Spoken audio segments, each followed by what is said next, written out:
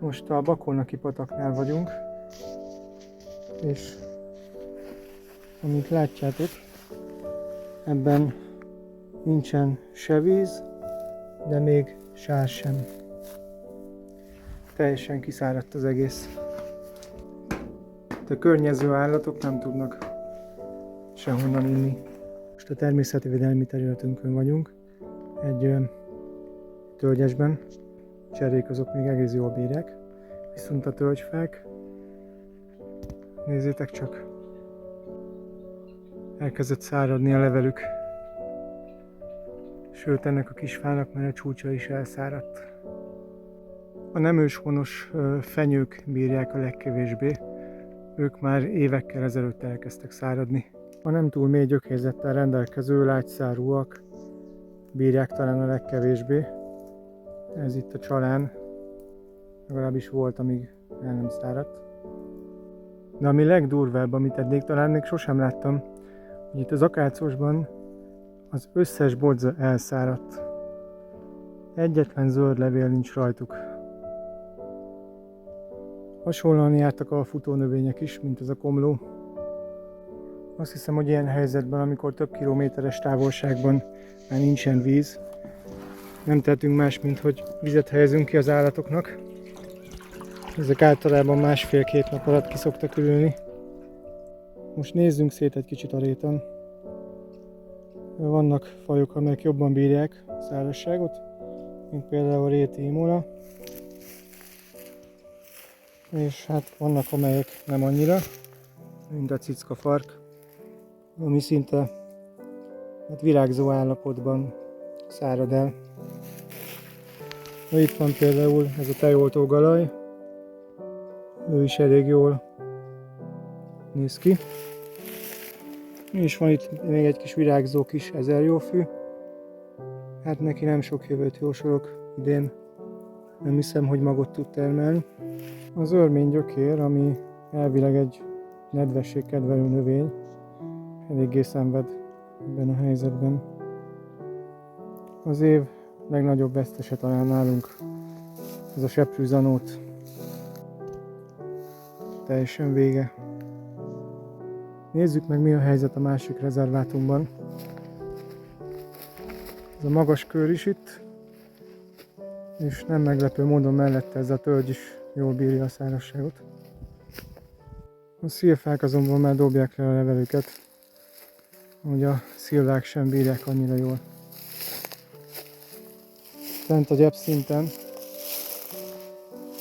úgy néz ki, hogy egyre jobban elterjednek azok a fajok, amelyek jobban tűrik az asszályt. Most már évek óta nagyon sok a szamóca. És ez a réti peremvizs is nagyon jól érzi magát.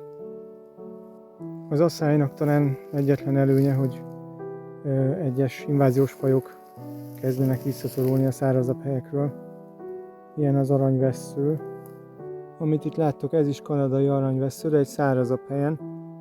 Valószínű, hogy még virágot sem tud hozni idén. Ezt nézzétek! Ez a mezei szil dobja le a levelét. Vajszínű ördögszem. Ez sokkal nagyobbra szokott nőni. Most megmutatom, hogy hogyan néz ki a gyep egy ilyen félárnyékos, ilyen fás helyen, ahol egyszer volt kaszálva idén. Látjátok? Azért sokkal jobb a helyzet. Már korábban tettünk fel videót erről a kis tóról, amit úgy hoztunk létre, hogy leástunk egy dézsát a földbe, kb. 5 évvel ezelőtt, és még mindig tartja a vizet. Ez hihetetlen. Mivel árnyékban van, ezért nagyon lassan párolog. Legtöbb állat ide jár inni. De azért néha szoktam beltölteni, ilyen szárazság idején. Itt szokták hagyni a nyomukat. Ez most épp egy fácántól. Találtam már szajkótollat, sőt még kígyóbőrt is. Most menjünk végig a kócos kutya ösvényen.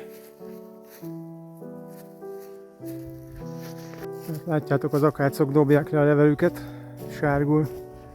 Ez egy védekezési mechanizmus. Ettől nem pusztulnak el. Viszont így kevesebbet párologtatnak.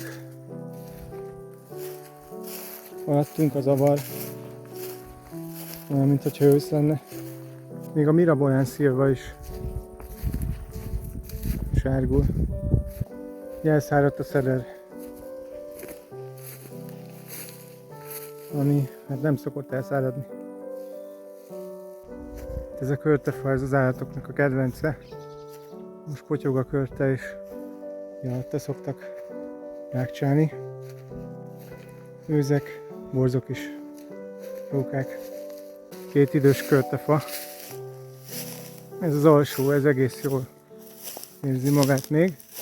Bár az alsó ágai azok sajnos már száradnak le. Úgyhogy ezekről az ágakról tavaly még költét szedtünk. Ezen túl már nem fogunk sajnos. Ez a felső fa, ez viszont már úgy néz ki, hogy a végét járja. Ezt a felmelegedést sajnos egyedül nem tudjuk megállítani, úgyhogy csak azt tudom tanácsolni, hogy tegyünk ki az állatoknak vizet, minél több helyre, annál jobb.